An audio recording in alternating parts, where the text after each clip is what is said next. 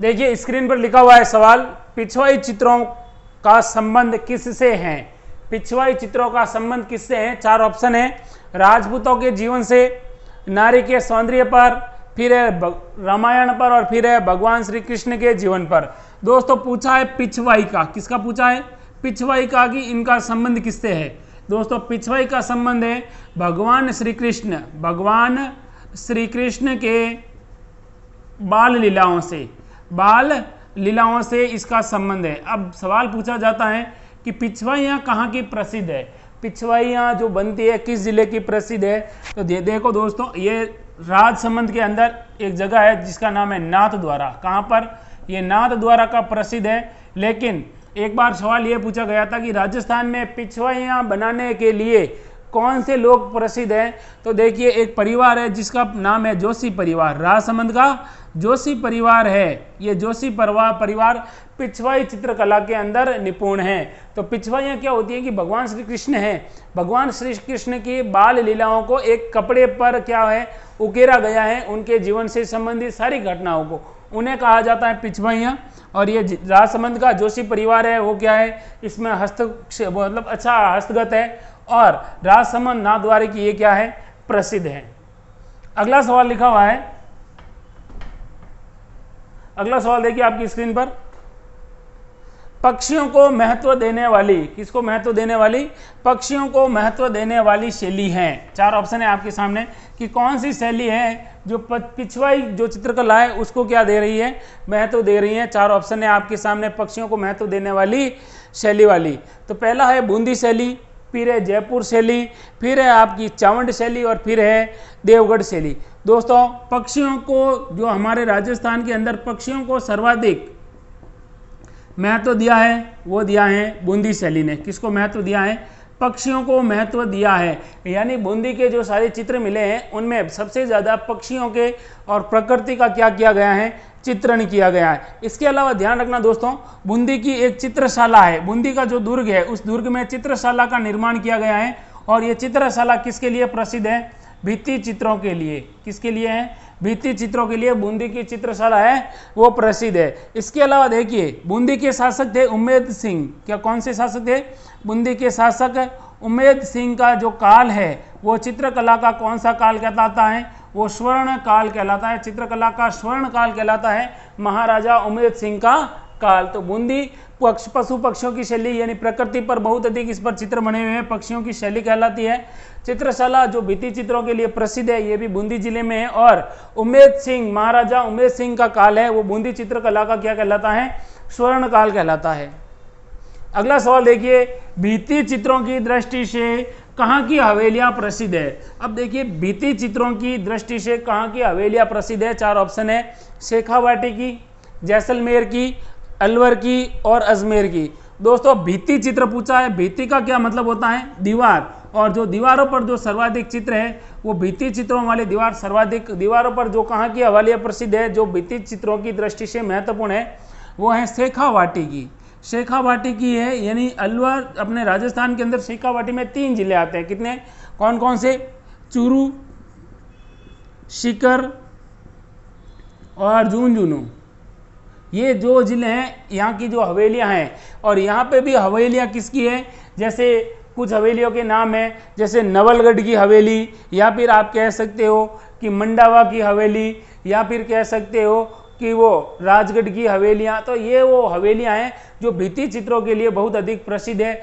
इन भित्ति चित्रों में मुख्य रूप से महफिल के दृश्य है, या फिर जो सौंदर्य के दृश्य है, प्रकृति की सुंदरता के दृश्य आदि देखने को मिलते हैं। अगला सवाल देखिए आपकी स्क्रीन पर क्या लिखा है, मथेरण व उस्ता कला कहाँ की प्रसिद्ध है? सवाल है मथेरण कला और उस्ता कला कहाँ की प्रसिद्ध है? 4 ऑप्शन है आपके सामने, जैसलमेर है, फिर बीकानेर है, फिर आपके सामने उनियारा टोंक है। तो दोस्तों सवाल पूछा है मथेरण कला और उस्ता कला,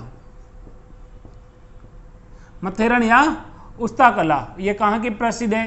तो ध्यान रखना दोस्तों ये बीकानेर की प्रसिद्ध है। कहाँ की प्रसिद्ध है? बीकानेर की प्रसिद्ध है। अब देखिए उस्ता कला क्या होती है दोस्तों, तो ध्यान रखना, ऊंट की खाल, जब ऊंट की मृत्यु हो जाती है तो ऊंट की खाल बचती है, उस ऊंट की खाल पर नक्काशेदार चित्रकारी करना ही क्या कहलाती है, उस्ता कला कहलाती है। और उस्ता कला के जो प्रसिद्ध कलाकार हुए हैं उनका नाम है हिसामुद्दीन उस्ता। कौन है? हिसामुद्दीन उस्ता है, वो उस्ता कला के प्रसिद्ध कलाकार है। इनको भारत सरकार द्वारा पद्मश्री पुरस्कार दिया जाता है। अगर आपको सवाल पूछ ले कि बीकानेर चित्रकला का स्वर्ण काल किसका काल कहलाता है, तो बीकानेर के शासक थे राय सिंह, और राय सिंह के काल है वो बीकानेर चित्रकला का कौन सा काल कहलाता है, वो स्वर्ण काल कहलाता है।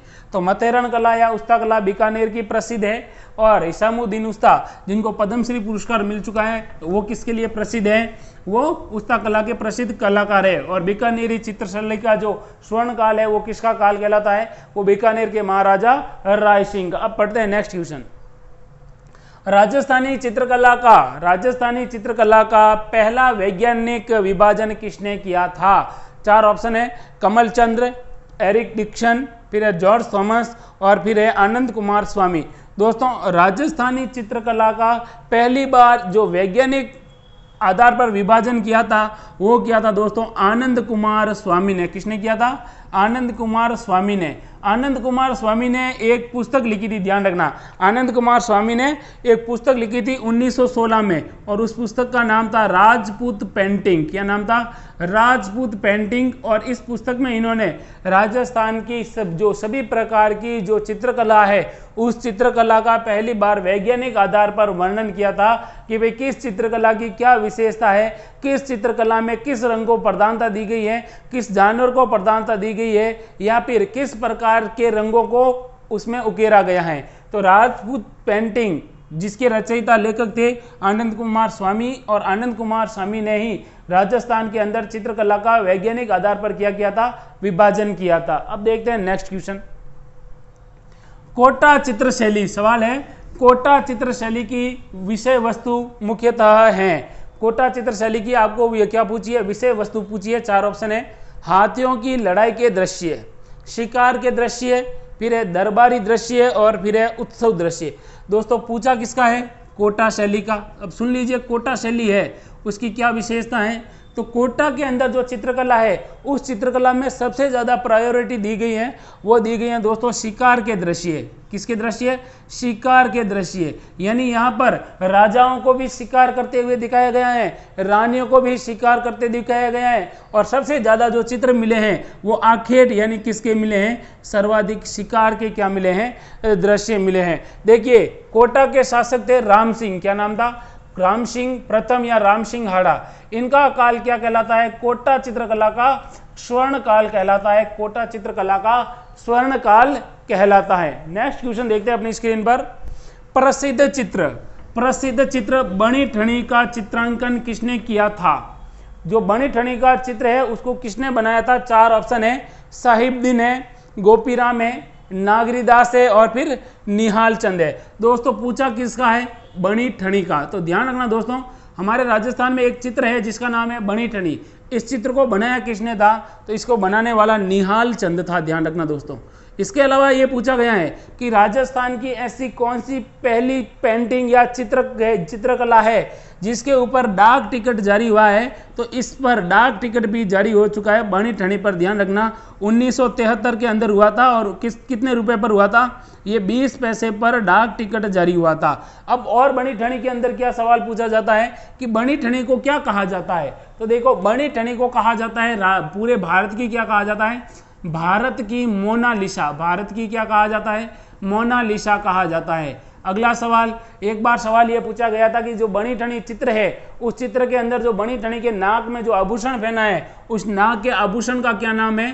तो ध्यान रखना नाक का जो आभूषण है उस आभूषण का नाम है बेसरी। क्या नाम है? बेसरी है जो बनी ठनी के नाक में पहना हुआ है। इसके अलावा और क्या बनी ठनी के बारे में पूछा है? तो ध्यान रखना दोस्तों, बनी ठनी चित्र को प्रकाश में लाने का श्रेय किसको दिया जाता है? कि भाई पहली बार बनी ठनी के चित्र को किसने देखा था और इसको प्रकाश में लाने का या सबके सामने प्रस्तुत करने का श्रेय किसको दिया जाता है?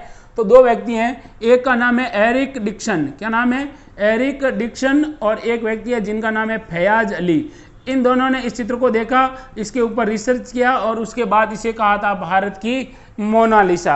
अब देखिए सवाल कि सर ये बनी ठनी चित्र है, इसमें बनी ठनी का क्या मतलब होता है? बनी ठनी एक मारवाड़ी शब्द है, राजस्थानी शुद्ध शब्द है। बनी ठनी का मतलब होता है सजी संवरी, बिल्कुल सजी है और संवरी है, अपने आप को क्या है बहुत सुंदरता के साथ प्रस्तुत किया है, वो बनी ठनी ने किया है। अब सवाल है कि बनी ठनी चित्र शैली है वो कहाँ की है? तो ये बनी ठनी चित्र शैली है वो किशनगढ़ चित्र शैली की है, किशनगढ़ जो अजमेर है वहाँ की है। अब बनी ठनी कौन थी? तो ध्यान रखना दोस्तों, बनी ठनी कौन थी? तो सवाल पूछा जाता कि बनी ठनी कौन थी? तो किशनगढ़ के शासक थे जिनका नाम था सावंत सिंह, और सावंत सिंह थे वो क्या करते थे, कुछ कविताएं लिखते थे, और कविताएं किस नाम से लिखते थे? नागरीदास। तो इनको सावंत सिंह भी कहा जाता है, नागरीदास भी कहा जाता है। कहते हैं कि ये भगवान कृष्ण के बहुत बड़े भक्त होते हैं, और इन्हीं की पत्नी थी बनी ठनी। और ये चित्र किसने बनाया था? निहाल चंद ने बनाया था। तो बनी ठनी का चित्र है निहाल चंद ने बनाया था। ध्यान रखना दोस्तों, किसने बनाया? निहाल चंद ने। इसको प्रकाश में लाने का श्रेय किसको दिया जाता है? एरिक डिक्सन और फयाज अली को। अब सवाल पूछा जाता है कि बनी ठनी चित्र शैली है कहाँ की है? किशनगढ़ की है। इसको क्या कहा जाता है? भारत की मोनालिसा कहा जाता है। और बनी ठनी का मतलब होता है सज संवर कर बिल्कुल तैयार रहना। इसके अलावा इसकी ये जो बनी ठनी थी वो किसकी पत्नी थी? वो सावंत सिंह या नागरीदास की क्या थी? पत्नी थी। कौन सा चित्रकार भीलों के चितेरे के रूप में प्रसिद्ध है? 4 ऑप्शन है, भूरा सिंह, कृपाल सिंह शेखावत, गोवर्धन लाल बाबा और ज्योति प्रसाद या ज्योति स्वरूप। दोस्तों राजस्थान में भीलों के ऊपर, भील जनजाति के ऊपर बहुत अधिक रिसर्च करके जो चित्र बनाने वाले व्यक्ति थे उनका नाम था गोवर्धन लाल बाबा। क्या नाम था? गोवर्धन लाल बाबा, जिन्हें भीलों का क्या कहा जाता है? चितेरा या फिर क्या कहा जाता है? चित्रकार कहा जाता है। नेक्स्ट क्वेश्चन है, राजस्थान की सबसे प्राचीन चित्र शैली है। राजस्थान की सबसे प्राचीन चित्र शैली है, 4 ऑप्शन है, जयपुर शैली, फिर है मारवाड़ शैली, फिर है ढूंढाड़ शैली और फिर है मेवाड़ शैली। तो ध्यान रखना दोस्तों, राजस्थान की जो सबसे प्राचीन चित्र शैली है वो है मेवाड़ चित्र शैली। कौन सी चित्र शैली? मेवाड़ चित्र शैली, जिसमें उदयपुर, राजसमंद, चित्तौड़गढ़, भीलवाड़ा इत्यादि जिले आते हैं। ये राजस्थान की सबसे प्राचीन चित्र शैली मानी जाती है। नेक्स्ट क्वेश्चन देखिए अपनी स्क्रीन पर, किस चित्र शैली पर मुगल प्रभाव अधिक पड़ता है? यानी राजस्थान की एक ऐसी चित्रकला है जिस पर मुगलों का भी प्रभाव बहुत अधिक पड़ा है, उस चित्रकला का नाम पूछा है, चित्र शैली का नाम पूछा है। मेवाड़ शैली है, फिर है आपकी किशनगढ़ शैली, बीकानेर शैली और आमेर शैली। तो दोस्तों आपको भी पता होना चाहिए कि राजस्थान के अंदर मुगलों का सबसे ज़्यादा संबंध किस रियासत से था? तो आमेर रियासत से। और आमेर के शासक थे वो दिल्ली में भी रहते थे, जयपुर में भी रहते थे। तो इनके बीच में जो इंटरेक्शन था उसका वो प्रभाव चित्रकला पर भी पड़ा। इसीलिए मुगल शैली का सर्वाधिक प्रभाव वो किस शैली पर पड़ा था? आमेर की शैली पर। आमेर के अंदर जो शासक थे वो ज़्यादातर कहाँ रहते थे? मुगलों के दरबार में रहते थे, और जो चित्रकार थे वहाँ भी जाते थे और यहाँ पर भी आते थे। इसलिए मुगल प्रभाव सर्वाधिक आमेर चित्र शैली पर दिखाई पड़ता है। अगला सवाल देखिए, राजस्थान लोक चित्र शैली में पाने क्या है? राजस्थान लोक चित्र शैली में क्या है? पाने क्या है? 4 ऑप्शन है, कपड़े पर चित्रण, लकड़ी पर चित्रण, कागज पर चित्रण और हाथी दांत पर चित्रण। दोस्तों सामान्य सा सवाल है। पाने राजस्थानी भाषा में कागज है, कागज को कहा जाता है पन्ना या पाना, और राजस्थानी भाषा में किसको? कागज को, पाने को क्या कहा जाता है? पाना या पन्ने कहा जाता है। और राजस्थान के अंदर ध्यान रखना, जो पाने का मतलब ये होता था प्राचीन काल में कि किस पर बने हुए चित्र? कागज पर बने हुए चित्र ही क्या कहलाते हैं? पाने कहलाते हैं। नेक्स्ट क्वेश्चन देखते हैं अपनी स्क्रीन पर, देखिए दोस्तों, रागमाला का प्रसिद्ध चित्र किस शैली का है? रागमाला का प्रसिद्ध चित्र किस शैली का है? 4 ऑप्शन है, किशनगढ़ शैली, बूंदी शैली, मेवाड़ शैली और बीकानेर शैली। रागमाला का चित्र पूछा है दोस्तों, तो ध्यान रखना रागमाला कहाँ की प्रसिद्ध है? जो ये रागमाला का चित्र है ये कहाँ का प्रसिद्ध है? ये मेवाड़ शैली का है दोस्तों। किस शैली का है? मेवाड़ शैली का है। अगर कभी पूछ ले कि रागमाला का चित्रकार कौन था, रागमाला का चित्रकार कौन था, तो एक चित्रकार था जिसका नाम था निसारदीन। क्या नाम था? निसारदीन था। वो मेवाड़ शैली का क्या था? जो ये रागमाला चित्र है उस रागमाला चित्र का क्या था? चित्रकार था। अब देखिए दोस्तों, अगला सवाल ये पूछा जाता है कि मेवाड़ शैली का स्वर्णकाल, मेवाड़ शैली का जो स्वर्ण काल है वो किसका काल कहलाता है? तो मेवाड़ शैली का जो स्वर्ण काल है कौन सा, किस राजा का काल कहलाता है? वो कहलाता है महाराजा जगत सिंह या महाराणा जगत सिंह है। इन्होंने सबसे ज़्यादा किसको मतलब महत्व दिया था? चित्रकला को दिया। इसलिए मेवाड़ में जो स्वर्ण काल है वो जगत सिंह का काल कहलाता है, चित्रकला का स्वर्ण काल। अगला सवाल देखिए, जयपुर चित्र शैली का स्वर्ण काल किस शासक के काल को कहा जाता है? जयपुर चित्र शैली का स्वर्ण काल किस शासक के काल को कहा जाता है? 4 ऑप्शन है, सवाई जय सिंह, सवाई ईश्वरी सिंह, सवाई राम सिंह और सवाई प्रताप सिंह। तो दोस्तों सवाल क्या पूछा है, जयपुर चित्र शैली का स्वर्ण काल किस शासक का काल कहलाता है? तो जयपुर चित्र शैली का स्वर्ण काल कहलाता है सवाई प्रताप सिंह का काल। किसका काल कहलाता है? सवाई प्रताप सिंह ने सबसे ज़्यादा चित्रकारिता को या चित्रकला को क्या दिया था? महत्व दिया था। इसलिए इनका काल है वो क्या है, किसके लिए प्रसिद्ध है? वो स्वर्ण काल के रूप में प्रसिद्ध है। अब अगला सवाल है कि राजस्थान की किस चित्रकला में सबसे ज्यादा आदमकद चित्र मिलने हैं? आदमकद का मतलब होता है कि पासपोर्ट साइज जो चित्र हैं सबसे ज्यादा वो जयपुर शैली का है। किस शैली का है? जयपुर शैली का। और जयपुर शैली के ध्यान रखना दोस्तों, सबसे प्रसिद्ध कलाकार थे, उन कलाकार का नाम था साहिबदीन। एग्जाम में एक बार पूछा गया था कि राजस्थान की किस चित्र शैली में या राजस्थान की किस चित्रकला में या राजस्थान की किस चित्र शैली में साहिबदीन जो थे प्रमुख चित्रकार थे, तो वो किस शैली में थे? जयपुर चित्रकला की शैली में थे। अगला सवाल देखिए, चित्रकला में राजस्थानी शैली का उद्गम किसमें माना जाता है? यानी चित्रकला है, उस चित्रकला में राजस्थान की जो चित्र शैली है उसका उद्गम किससे माना जाता है? 4 ऑप्शन है, मुगल शैली है, कांगड़ा शैली है, अपभ्रंश शैली है या अलवर शैली है। तो दोस्तों राजस्थानी चित्रकला का जो उद्गम स्थल माना जाता है वो माना जाता है अपभ्रंश शैली से। किससे माना जाता है? अपभ्रंश शैली से राजस्थानी चित्रकला का क्या माना जाता है? उद्गम माना जाता है। यानी अपभ्रंश से ही राजस्थानी चित्रकला का क्या हुआ था? उद्भव हुआ था।